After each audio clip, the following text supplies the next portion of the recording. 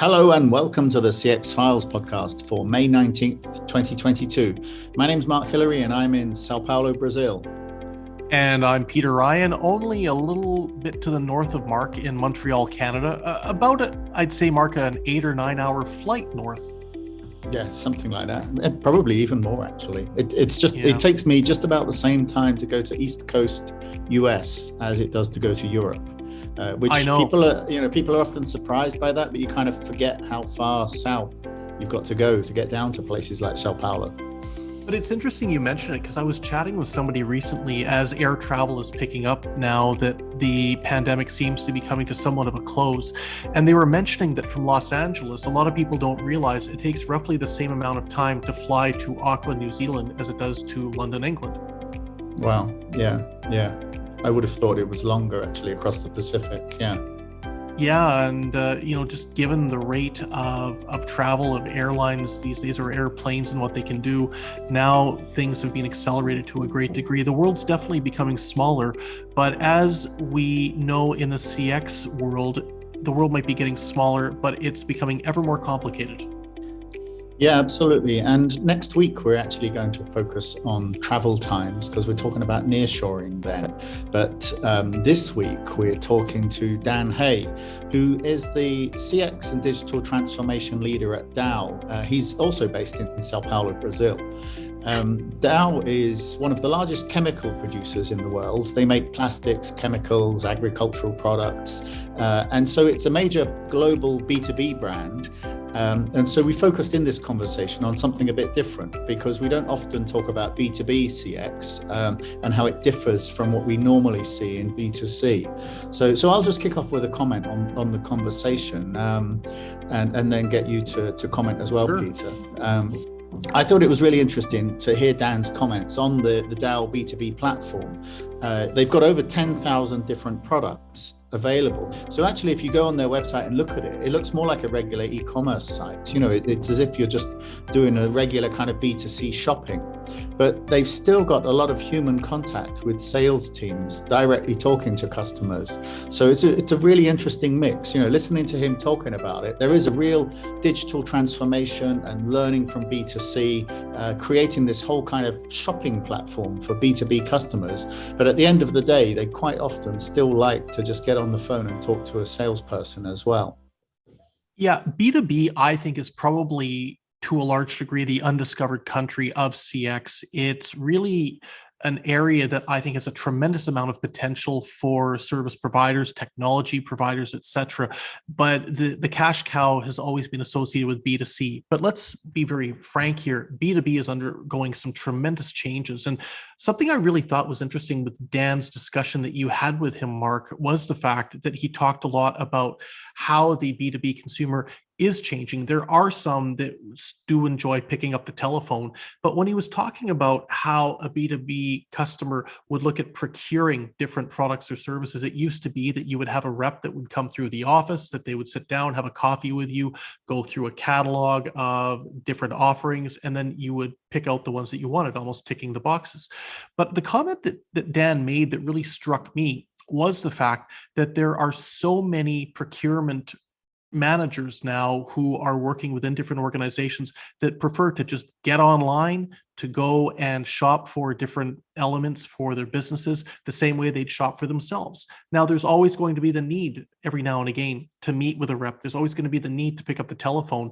But the habits that we've picked up as consumers, personal consumers, are being parlayed now into business roles. So certainly Dan's discussion about how change management is so important, not just as we try to navigate how can the B2B consumers changing, but also how organizations need to change in regards to how they work with these same B2B buyers, I thought was just really, really on point. Yeah, I think that, it's really the Amazon effect, isn't it? We've seen this with many industries. Take energy or utilities, for example. We're used to having a really poor customer experience with these organizations. Yeah. But consumers have said, well, I can get immediate service from Amazon when I have a problem. So why can't you guys do it? And so you've seen that sort of transfer of expectations. And I think the same thing is happening. Like you said, we've got used to a certain level of e-commerce and customer service in our own lives. And that's transferred into all of these managers that are probably generally all millennials now. They have this expectation and they want that in the B2B environment. And why wouldn't they really? And that's why I think what Dan talked about with regards to this evolving B2B digital interface and organizations that are not keeping up or that have to catch up are really the ones that are going to be caught out. To my mind, being able to equip an organization that's selling in the B2B space to do so with the right team of agents or the right team of outbound managers that might go make visits to different organizations, as well as that digital interface, is very crucial. Nobody should underestimate that.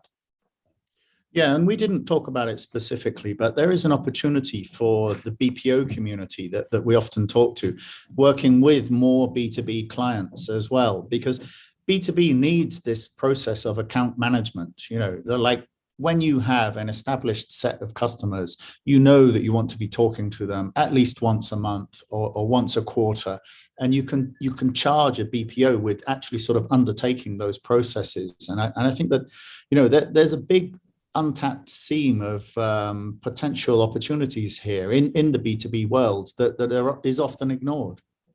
And let's not forget, last year, I think it was towards the end of last year, we had the opportunity and the privilege of chatting with Helen Hicken, who is the CEO of Icon, which is a BPO based in Prague that specializes in B2B. And she gave a whole level of insight into how best to manage this market that I don't think very many people, certainly myself included, had considered at that point. And as I say, to my mind, this is very much undiscovered country.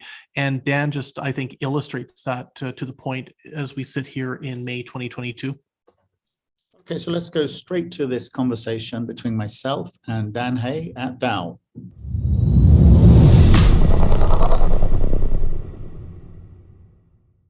All right, Dan, it's great to have you on the podcast. Thanks for agreeing to do this. Now, I'd just like to take a moment briefly, if you could introduce Dow quickly, because I think most people will have heard of maybe like the Dow index on the stock exchange, but tell us what is it that you actually do?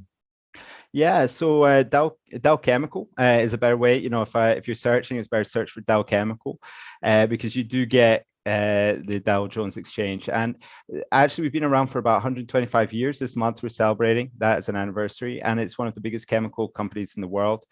We have in the past merged with DuPont and then split out. So it's been in the market for a very long time. And, we've got over 10,000 products there across a broad range of industries. So the best way to think about it is everything you touch, there's probably something that we sell is inside that product. So we really sell the kind of raw materials for the producers of the consumer goods. Okay, that's great. That's clear.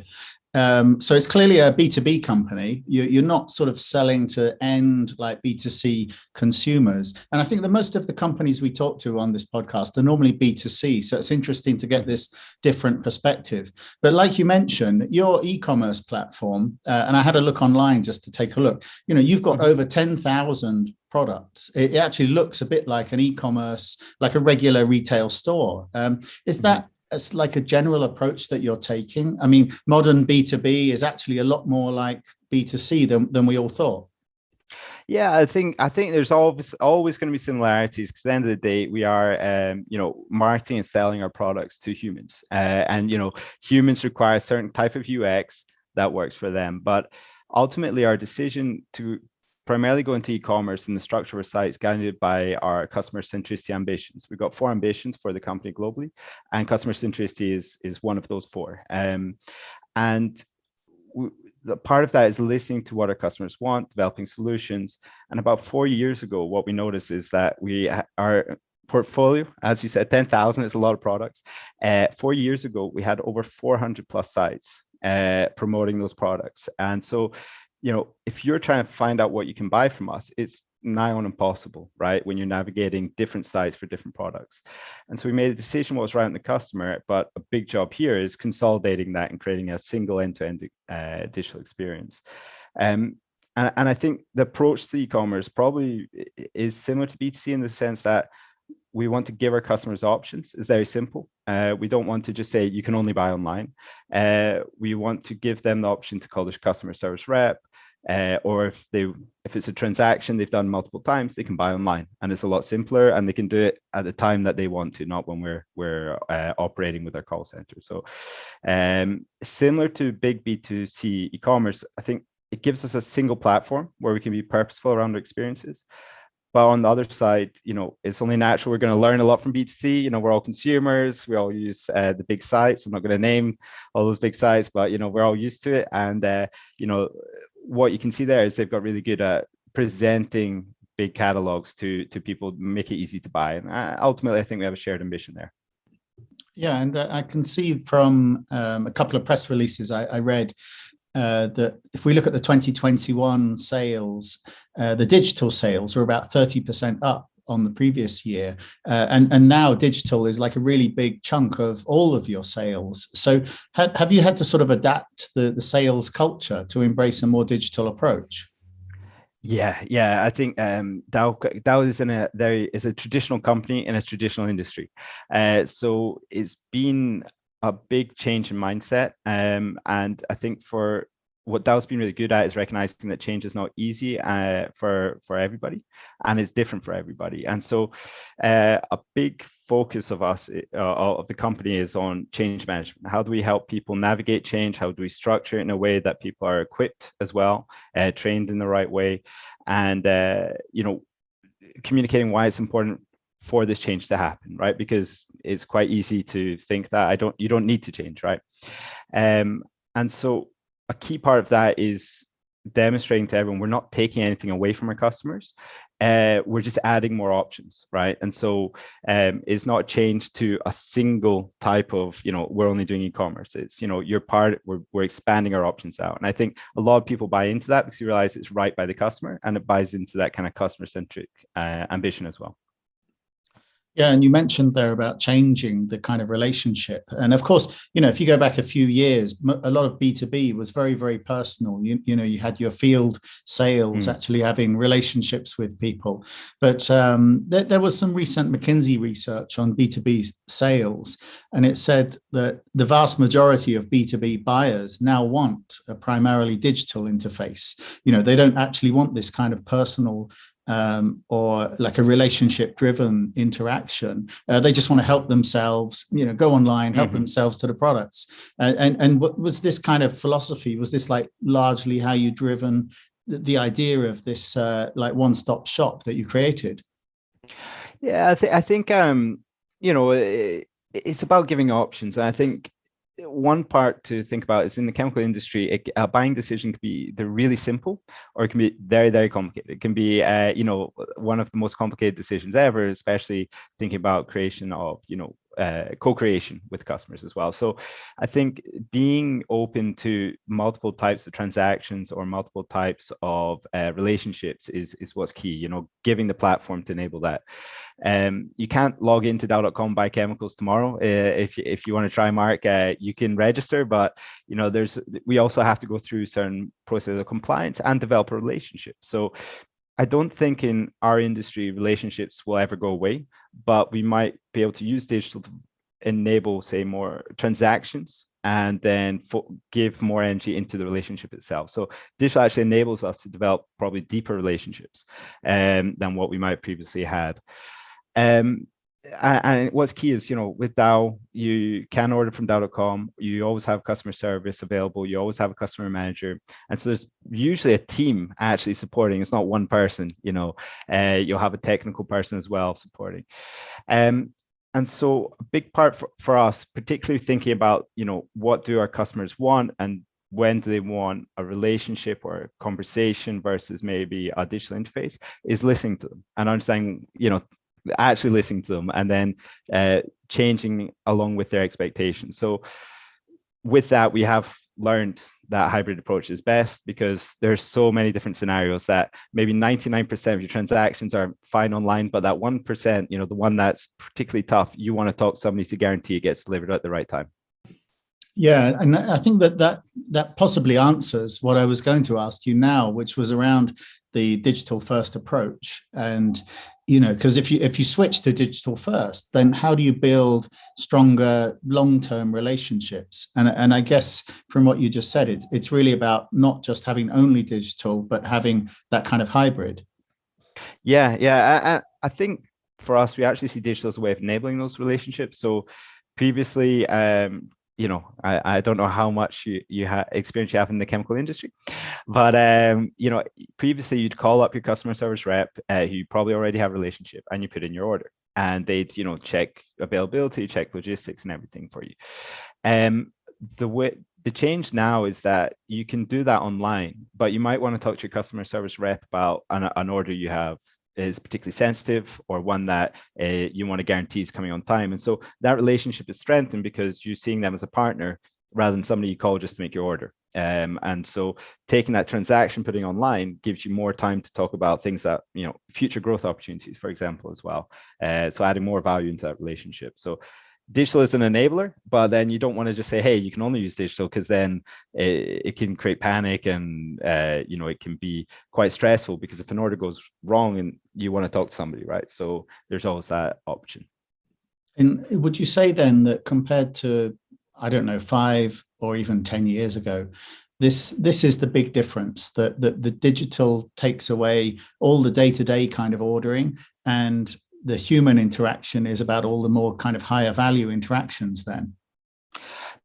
Certainly an ambition, I think, is that, you know, that's a possible dynamic. You know, I wouldn't say with 10,000 products, it's a long journey to get to a fully digitally enabled situation. But I definitely think that, you know, that's where we could get to. Now, obviously, there's still going to be customers that want to transact with the customer service rep they've had for 20 years, and they love that relationship, and that's not an issue. You know, that's going to happen. But on the other side, there are, you know, it's a new generation of purchasers coming in that want to do, you know, they want to get it done, maybe get up early, get it first thing done in the morning, and then they can call later if they have any other doubts as well. So, you know, I think there's a big change, definitely in the last 4 to 5 years, not just kind of in the tools we have, technology, but also culturally. But I think one thing that stays is, you know, those relationships will continue, and the options will still continue. So definitely a change, but not a revolution, more of an evolution. And so if you were looking forward into the next 4 or 5 years, what do you think will be the key parts of the evolution to come? I mean, are we going to see? Well, actually, maybe mm-hmm. what are the preferences or expectations that you're hearing from the customers then? Yeah, well, I think I mean, it's hard not to talk today about the last 2 years, right, and what that's brought. And today we've talked a lot about kind of the buying experience and how people transact, but I think a big thing that we've learned is that previously Dow went to hundreds of trade shows, you know, and in a blink of an eye, there was no more trade shows. And that's you know, an industry-wide marketing channel for everybody. It's a way to connect. It's a way to create relationships. So how do you fill that gap? So I think a big change is, you know, if I remember correctly, went to say 300 to 400 trade shows globally, and then the last 2 years we changed that to now be 600, 700 webinars, digital events that we either created or perhaps participated in.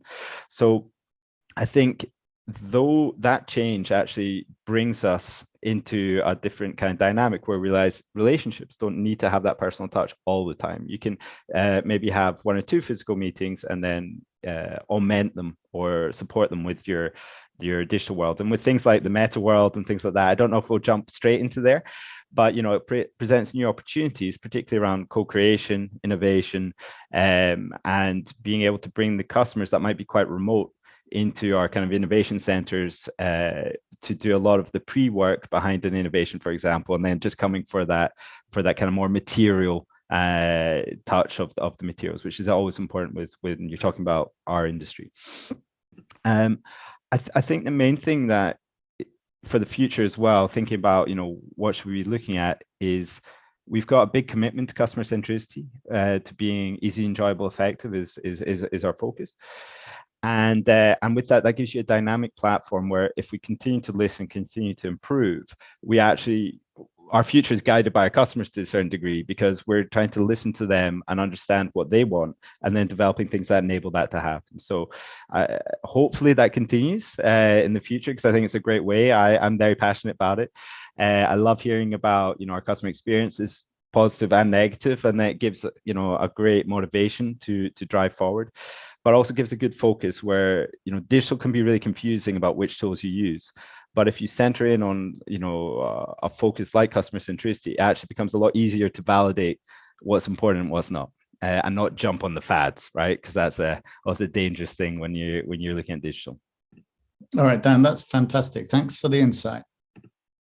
Thank you, Mark, and thank you very much for the invitation.